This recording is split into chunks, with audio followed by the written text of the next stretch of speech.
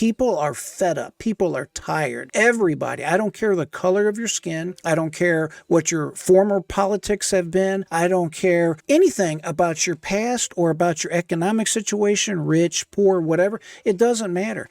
Everybody is tired of it. We are tired of this woke nonsense. And when you have a gentleman like this guy, a lifelong Democrat, basically a Democratic operative, coming and saying, I'm fed up, I'm done, you know there are serious problems for the Democrats ahead. All right, get ready to free your mind because it's showtime. I want to welcome back all of my free-minded friends. Today, I have another great video coming your way. Guess what? More great news for Donald Trump and the Republicans. The news keeps getting more and more, let's just say, terrible for soon-to-be former President Joe Biden, the current president of the United States, obviously, and the Democrats as a whole. Another big shoe has just dropped, and we're going to get into it right now because this is going to be really hard to believe, but you have a gentleman. His name is Will Pierce. He is now a former Democrat, and, well, let's get into the video and tell me what you think. Here we go.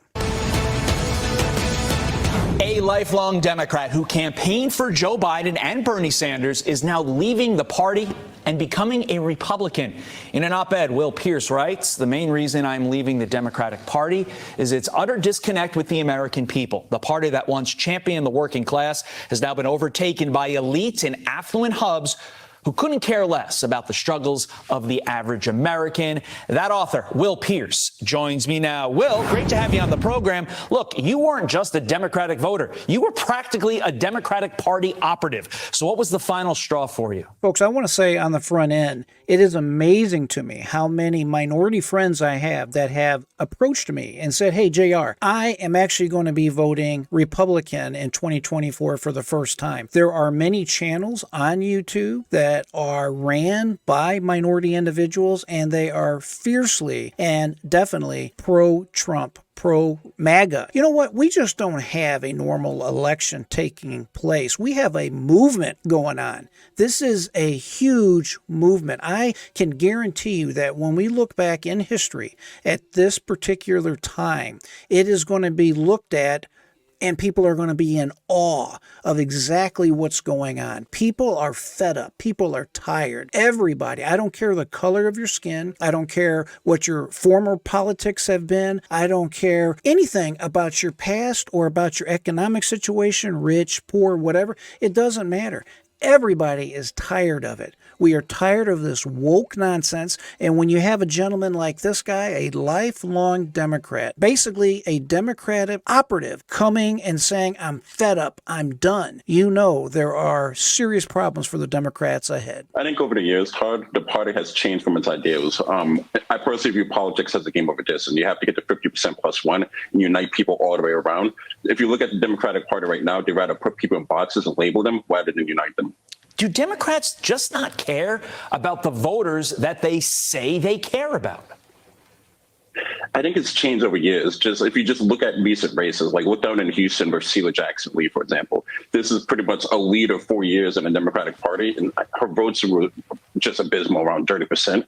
And it's just people in the Democratic Party, they just do not understand about the needs of all. If you look at today, for example, with Zelensky going up to the Capitol, the Democrats care more about what's happening in Kiev than what's going on the southern border. They care more about just ideological stuff, such as who you are as a, it's more about basically just like what you are, your gender, your race, than who you are as a person. Well, the rot starts at the top. And in a new poll from the Wall Street Journal, 60% of voters disapprove of Joe Biden's economy, followed by 64% disapproval of Joe Biden's border. Over half Wow, look at that. How do you win an election as an incumbent candidate when you have these type of poll numbers?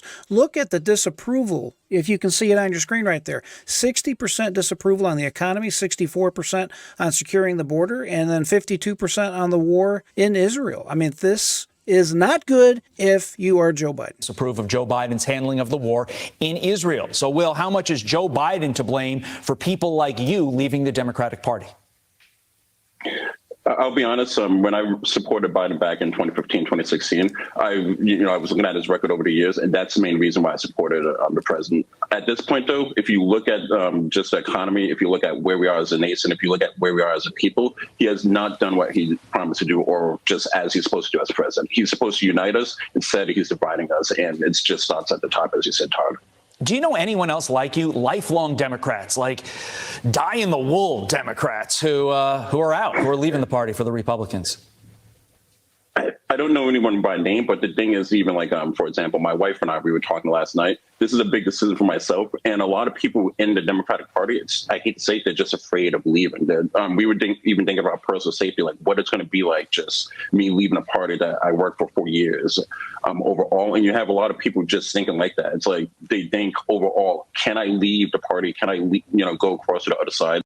Folks, tell me what you think in the comments below. Do you agree with what this gentleman is saying? I think that is a very valid point. Fear is a very motivating factor in all of our lives. Fear can be good, fear can be bad. Obviously, God put fear in each and every one of us so that we could pause before we do something. In other words, we need to think before we jump out of an airplane, this type of thing.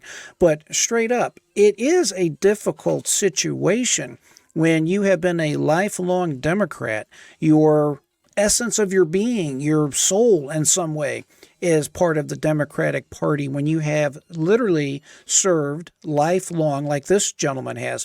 And it takes a lot of courage. It takes a lot of prayer, a lot of conviction to say, hey, this is no longer right for me and I have to move on. I will briefly tell you a story. I remember Zell Miller out of Georgia when he was speaking in public. He was telling people that essentially he's been a Democrat his entire life, and he wasn't really happy no longer with the modern party, if you will. And he was asked, why do you stay there? And he explained it that it's like a old home that you are comfortable in. It's something you've been doing your entire life, and he just really can't bring himself to leave it. And I understand that. It is true that change is always very uncomfortable. So you have to applaud this gentleman right here for having that conviction, that courage to do what is right, stand up and publicly voice his concerns and call for change. And personally, I'm doing this because I look at the nation overall. We're at a very divisive period. If you look at the polling that you just quoted, it's just our nation overall. We have to be able to focus and be more united instead of being divided and just focus on just party politics. I feel. That leads to the final question. Who are you going to vote for? In the same Wall Street Journal poll, Trump beating Biden by 4 points. Nikki Haley up 17% over Biden.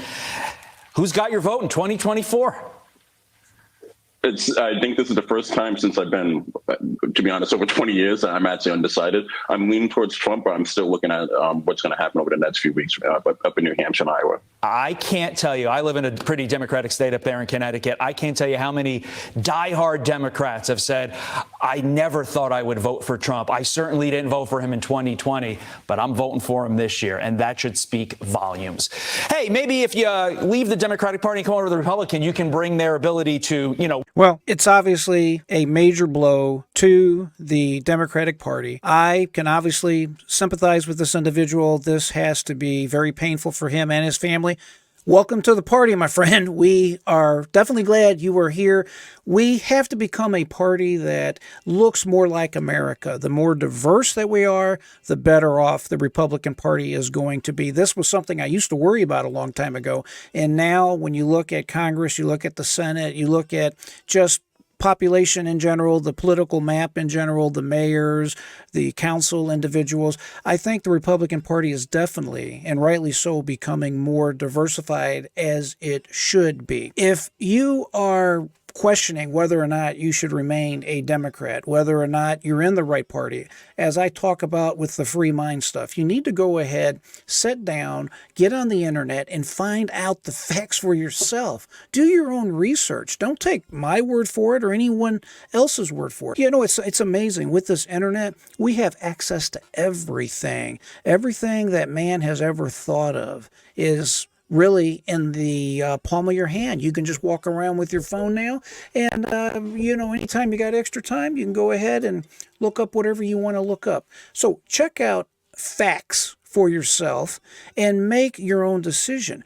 You need to educate yourself so you can help America become great again. I appreciate you joining me today. I always say, folks, keep a free mind, never give up. And until next time, I am J.R. Dukes.